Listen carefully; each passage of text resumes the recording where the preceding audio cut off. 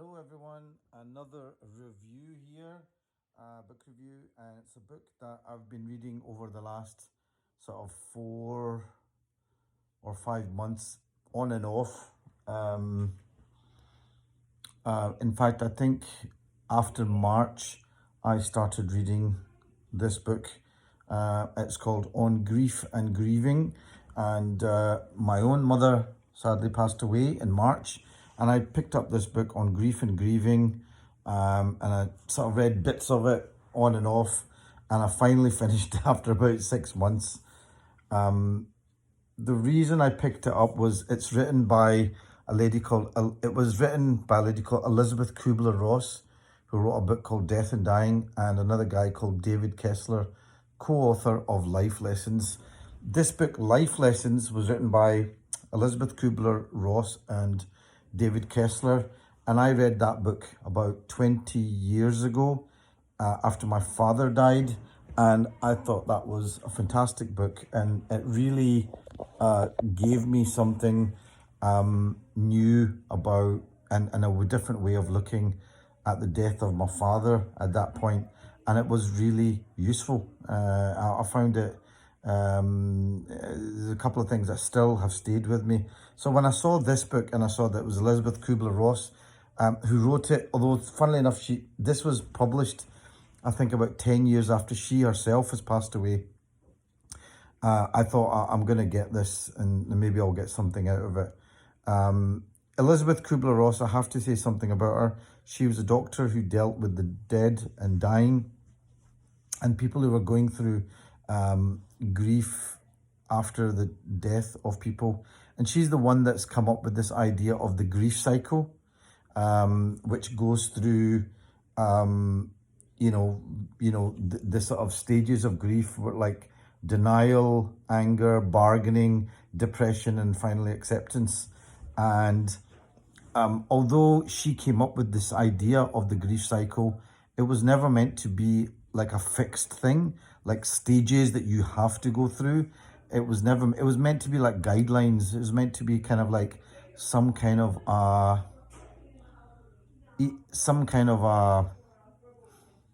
a framework, but a loose framework.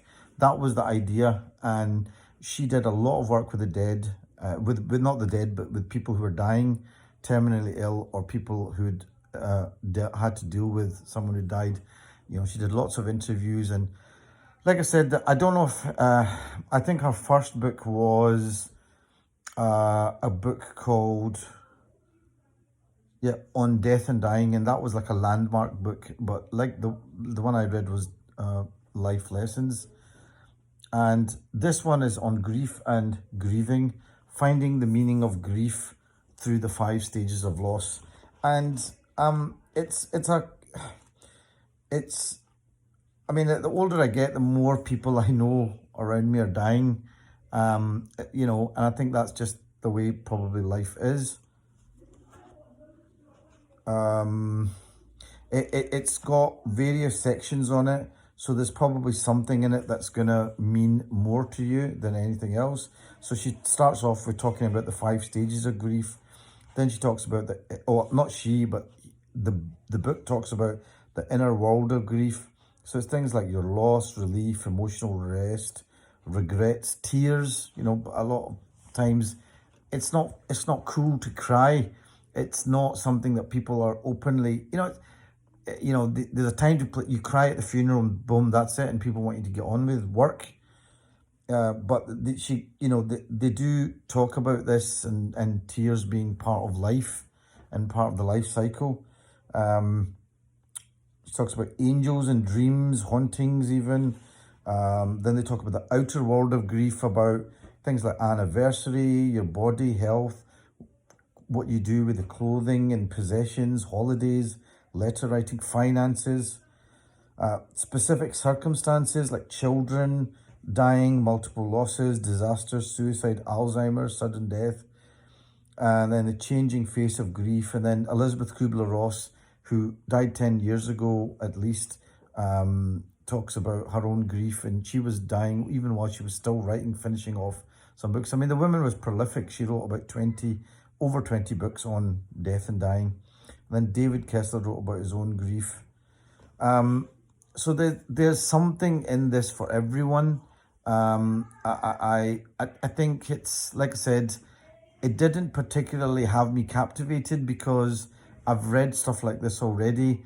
And, you know, by this stage in my life, a lot of this was not stuff that was new. It was stuff that I'd heard of before. But, you know, 20, 30 years ago, you know, dealing with death was not as easy, and understanding death maybe wasn't as easy. And it was, you know, losing somebody was something that was a bigger surprise. So maybe if I'd read this 20, 30 years ago, it'd have been more useful. But I still think it's a worthwhile gift, you know, the worthwhile book to get. And you might even want to give it as a gift. It even says it was selected as a best gift or relative by Good Housekeeping magazine, you know. I mean, it's, I wouldn't call it a masterpiece, but certainly there's something in it for everyone, and it might just give you some pointers. And the bottom line is, I think what it really is saying is that grief is individual. There's no set way to grieve. But I think from my experience, there is something I would say that in the West, we often don't grieve very well, and we don't have good ways of collectively grieving. I know there's things come up like when Princess Diana died, and then there's outpouring of grief. But I think as a community, often we don't grieve, and we don't have ways set up to grieve. And I know that from my experience with the Pakistani community or the Asian community, often I think even though they go back to a village culture, that is almost the best examples of grieving that I've seen, where people can, you know, let it all out. Community gets together, the community continues to come and visit. They put down a white sheet and people come there and sit. And you actually sit there for 3 hours a day. And you have a set place where you sit for 3 hours a day, and people come and visit you there. And then that's the great place for people to come and exchange stories and things. And that white sheet is kept there for a certain amount of time. Maybe some people will have it for a week, 2 weeks, and everybody knows they can come there and sit. That's a tradition that I really like, and is good. And that would maybe be a good book to read about how different traditions and different cultures move through grief and how they deal with grief and how they process it. That's probably a good book to get. So this on grief and grieving, I think it's a good book, you know. And if you have gone through any kind of grief or loss, and pretty much most of us have now, I think it's not a bad book to get. I mean, I haven't read that many other ones. Like I said, I read a book called Life Lessons, which I thought was fantastic. And I would recommend anybody to get that and read it. In fact, I actually ended up ordering it through Amazon again. By the way, it was quite expensive on Amazon, so I had to find a different bookseller, and I managed to get it much cheaper because I'm not paying, 30 quid for a paperback. But that was a good book to get as well, and I will do another review on that once I've reread it, or at least looked over it again. So Grief and Grieving by Elizabeth Kubler-Ross, who's a giant in this field, really. But she passed away 10 years ago, and David Kessler, who also worked with her to write this book. If you know anybody who's gone through some kind of grieving, it's not bad.